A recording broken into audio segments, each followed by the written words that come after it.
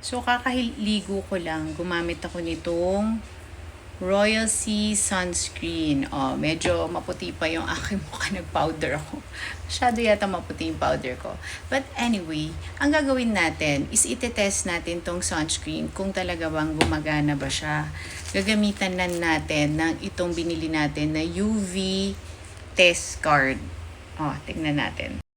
So, lagyan natin nitong Royal Sea Premium Hybrid Sunscreen 50 SPF PA+++. So, ito yung test area. Lagyan natin banda dyan. At saka, ay, masyadong marami. I-spread na natin dito and dito para makita natin kung talagang makukover ka nung ating sunscreen. Ayan, punta tayo dito sa labas. And then, painitin natin itong UV. Oy, tignan mo, agad-agad siyang nag-color. Tignan mo. Yung sikat ng araw, asan siya? Nandun siya sa level ng mga 150, ganyan. Mga 150.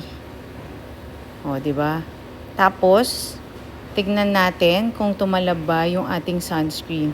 Dalawa yan eh. So, dito na, ayan, kita nyo. Hinahawakan ko kasi yun. Tignan nyo ito, itong part na to. Tignan natin kung nag-purple ba siya o hindi under the sun. Uy, covered. Panalo. Tignan din natin yung isa. Diba? So, protected tayo under the sun. Ayan.